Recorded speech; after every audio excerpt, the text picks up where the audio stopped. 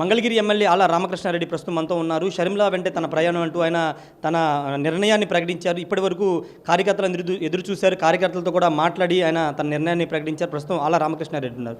Sir, మీరు దాదాపు 15 రోజులుగా సైలెంట్గా ఉన్నారు. ఇప్పుడు షర్మిలతోనే మీ ప్రయాణం అని చెప్పారు. షర్మిల గారు అంటే ఆంధ్రప్రదేశ్ ఏమైనా రాబోతున్నారా? ఎందుకు ఈ నిర్ణయం తీసుకున్నారు?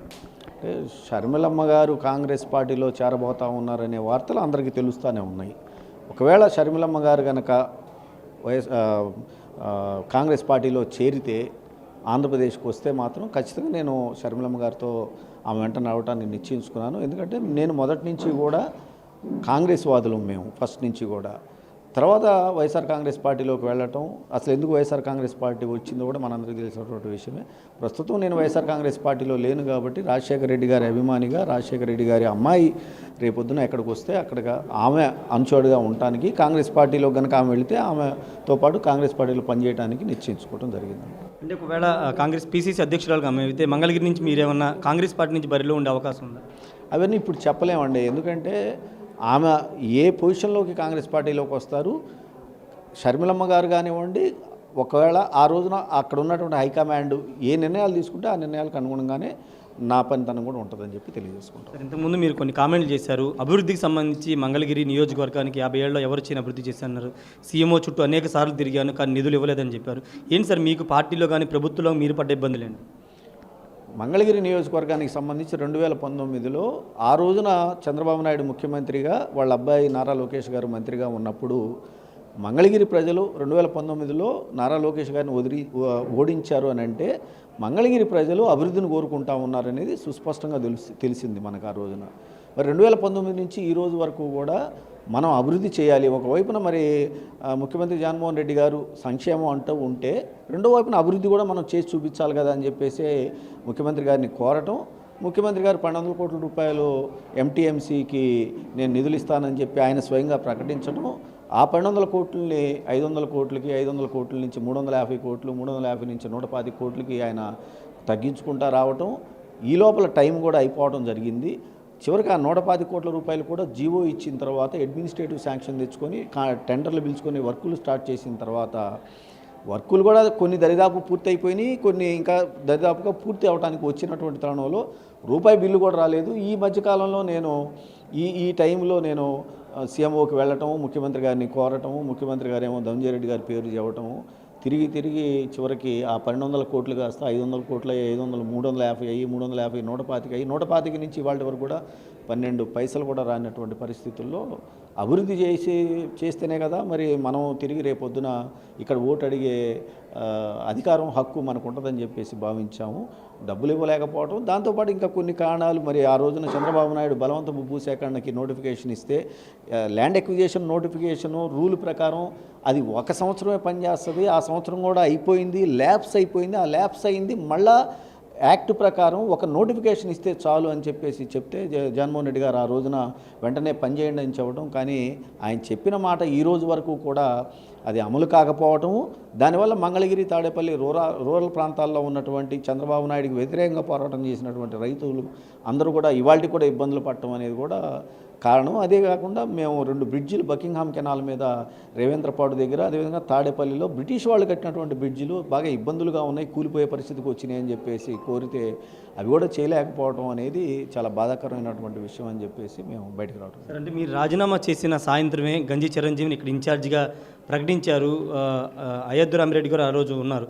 ఎందుకు అంటే రాజీనామా గురించి మిమ్మల్ని అడిగారా? మీకు ఏదైనా అసంతృప్తి ఉందే మాట్లాడుకుందామని కనీసం మిమ్మల్ని సంప్రదించలేదా? అదేం కాదండి, ఒక పార్టీ నేను బయటికి వెళ్ళిపోయిన తర్వాత ఆ పార్టీ తీసుకునే నిర్ణయాలకి నాకు ఎటువంటి సంబంధం ఉండదు. గంజి చిరంజీవి గారిని ఇచ్చినా ఎవరిని ఇచ్చినా అది నాకు సంబంధించినటువంటి విషయం కాదు. నన్నైతే అడిగారు, కానీ నేనైతే నా నిర్ణయాన్ని వెనక్కి తీసుకున్నానని చెప్పడం జరిగింది. మీరు 2014 నుంచి 19 వరకు బహుశా ఎవరు కూడా పోరాటం చేయని విధంగా రాజధాని కేసులు కానీ అప్పటి ప్రభుత్వం మీద పోరాటం చేశారు, కేసులు వేశారు, గ్రీన్ ట్రిబ్యునల్కి వెళ్ళారు, మొత్తం చేశారు. కానీ 2019 ఇక్కడ ప్రచారంలో కూడా స్వయంగా జగన్ మిమ్మల్ని మంత్రిని చేస్తున్నారు. అసంతృప్తి ఏమైనా మీకుందా? లేదండి, అదేం లేదు. అది ముఖ్యమంత్రి గారి జగన్మోహన్ రెడ్డి గారి పరిపాలనా విధానంలో జరిగేటటువంటి నిర్ణయాలకు అనుగుణంగా ఆయన చేయలేకపోవచ్చు, అంతే తప్ప అలాంటి అసంతృప్తులు అయితే లేవండి. సార్ అంటే 2014 నుంచి మీరు పోరాటం చేశారు. ఇప్పుడు 3 రాజధానులని కాన్సెప్ట్ తీసుకొచ్చారు. మీరు రైతులకు వ్యతిరేకంగా ఇక్కడ కేసులకు సంబంధించిన అప్పుడు ప్రభుత్వ నిర్ణయాలు వ్యతిరేకించారు. ఇప్పుడు మీరు వైసీపీని వీడారు. ఇప్పుడు మంగళగిరి నియోజకవర్గంలో ఉన్నటువంటి రాజధాని రైతులకి మద్దతు ఇచ్చే అవకాశం ఎంతవరకు ఉంది?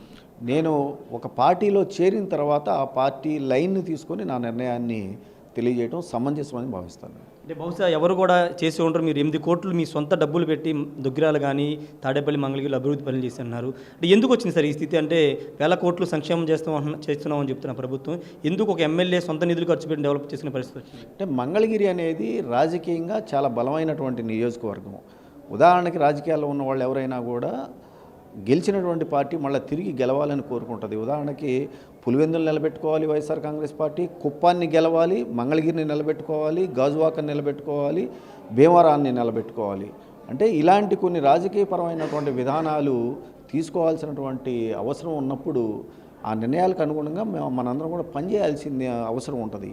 అలా పనిచేసేటటువంటి క్రమంలో నిధులు లేని వల్ల లేట్ అవుతూ ఉంటే, నిధులు వస్తాయని చెప్పి చెబుతూ ఉంటే అవతల వాళ్ళు ఆ గ్యాప్ను ఫిలప్ చేయడానికి జరుగుతున్నటువంటి పనులు అంతరాయం కలగకుండా కంటిన్యూగా జరగటానికి, పైగా టైం దగ్గరకు వచ్చేసింది కాబట్టి నేను బయట నుంచి అప్పులు చేసి మరీ తీసుకొని వచ్చి ఖర్చు చేయాల్సి వచ్చింది. ఎమ్మెల్యే ముఖ్యమంత్రి చుట్టూ కోటరీ ఉంది, ఎమ్మెల్యేని కలవలేని పరిస్థితి ఉంది, ఏది చేయాలన్నా ధనంజయ రెడ్డో లేకపోతే ఇంకొకరిలో చేయాల్సిన పరిస్థితి వచ్చింది అంటున్నారు. నిజమేనా సార్? అది చాలామంది చేస్తున్న ఆరోపణ. అది ఆ పార్టీ యొక్క విధి విధానాలంటే ముఖ్యమంత్రి జగన్మోహన్ రెడ్డి గారు, ధనంజయ రెడ్డి గారు తీసుకునే నిర్ణయాలు. దాన్ని సమర్థించే వాళ్ళు ఉంటారు, వ్యతిరేకించే వాళ్ళు ఉంటారు. దానికి అనుగుణంగా ఆ సమర్థించే వాళ్ళు కానివ్వండి, వ్యతిరేకించే వాళ్ళు కానివ్వండి, వాళ్ళ నిర్ణయాలు రాబోయే రోజుల్లో తీసుకుంటారని నేను భావిస్తాను. ఇంకొక ముఖ్యమైన ప్రశ్న, గంజి చిరంజీని మీరే వైసీపీలో తీసుకెళ్లారు, చేనేత విభాగం అధ్యక్షుడిగా కూడా చేశారు, తర్వాత ఆప్కో చైర్మన్ చేశారు. అంటే అభ్యర్థిగా పెడదాము అనుకుంటున్నాము, లోకేష్కి ఒక బీసీ సామాజిక వర్గాల నుండి అభ్యర్థిగా పెడితే బాగుంటుందనే ప్రపోజల్ మీ దృష్టికి తీసుకొచ్చిన తర్వాత ఏమన్నా చేశారా సార్? లేదా? నేను గంజి చిరంజీవి గారిని తీసుకెళ్ళాను ముఖ్యమంత్రి గారి దగ్గరికి అనేది మాట మాత్రం అవాస్తవం అండి. ఆ పార్టీ వైఎస్ఆర్ కాంగ్రెస్ పార్టీ ఆ రోజున నిర్ణయాలు తీసుకుంది, అంతేగాని నాకు దానికి సంబంధం లేదు. సార్ ఫైనల్గా ఇప్పుడు షర్మిల వాళ్ళ ఆంధ్రప్రదేశ్ పీసీసీ అధ్యక్షురాలు అయితే పూర్తిగా ఆమెతో పాటు వెళ్ళి పూర్తి స్థాయిలో రాజకీయాలు ఉండబోతున్నారు? 100% ఉంటానండి. షర్మిలమ్మ గారు కాంగ్రెస్ పార్టీలో జాయిన్ అయ్యి ఆమె ఏ నిర్ణయం తీసుకుంటే ఆ నిర్ణయం ప్రకారం నేను షర్మిలమ్మ వెంట నడుస్తానండి. వైసీపీ మీద కానీ జగన్ మీద కానీ మీకు ఎలాంటి అసంతృప్తి లేదా? అదే చెప్తున్నాం, రాబోయే రోజుల్లో పార్టీ లైన్ తీసుకుంటాము, ఉన్నటువంటి వాస్తవాలను మేము మాట్లాడుతాము. Thank you sir. మొత్తంగా ఖచ్చితంగా పార్టీ షర్మిల సంబంధించి నిర్ణయం వచ్చిన తర్వాతే తన నిర్ణయం ఉంటుంది, ఎటువైపు వెళ్ళాలనేది, పోటీ చేయాలా లేదా అనే దానిపైన క్లారిటీ ఇస్తా అని చెప్తున్నారు. అంటే నియోజకవర్గానికి సంబంధించి చాలాసార్లు 1200 కోట్లు ఇస్తామని చెప్పారు, తర్వాత 500 కోట్లకు మార్చారు, తర్వాత 300 కోట్లు ఇలా తగ్గించుకుంటూ వచ్చి నిధులు ఇవ్వలేదని చెప్తున్నారు. అయినా 8 కోట్లు ఖర్చు చేసి నిధులు అభివృద్ధి చేశారని చెప్తున్నారు. అభివృద్ధి ఖచ్చితంగా ఉంటేనే తర్వాత ప్రజలు ఓట్లు వేస్తారనే సూత్రాన్ని నమ్మాను కాబట్టి సొంత నిధులతో అభివృద్ధి చేశారని చెప్తున్నారు. ఏదేమన్నా ప్రస్తుతం ఆల రామకృష్ణారెడ్డి షర్మిల వైపు నడవడం అనేది ఇప్పుడు ఖచ్చితంగా రాష్ట్ర వ్యాప్తంగా సంచలనంగా మారింది. ఒకవేళ ఆంధ్రప్రదేశ్కి షర్మిల వస్తే కనుక ఆంధ్రప్రదేశ్ రాజకీయాల్లో కొత్త వరవడి వచ్చే అవకాశం కనబడుతుంది. వైసీపీలో ఉన్నటువంటి చాలామంది అసంతృప్తులు కానీ లేకపోతే చాలామంది నేతలు షర్మిల వెంట వెళ్తారనే చర్చ నడుస్తున్న నేపథ్యంలో ఇప్పుడు ఆల రామకృష్ణారెడ్డి ప్రకటనతో మరింతగా ఈ చర్చ అది నడుస్తుందని చెప్పుకోవచ్చు. కెమెరా పర్సన్ ఫణితో రాజేష్, RTV, మంగళగిరి నుండి. మరిన్ని వీడియోస్ కోసం ఛానల్ ని సబ్స్క్రైబ్ చేయండి, లేటెస్ట్ అప్డేట్స్ కోసం వాట్సాప్ ఛానల్ ని ఫాలో చేయండి అండ్ లింక్ డిస్క్రిప్షన్ లో ఉంది.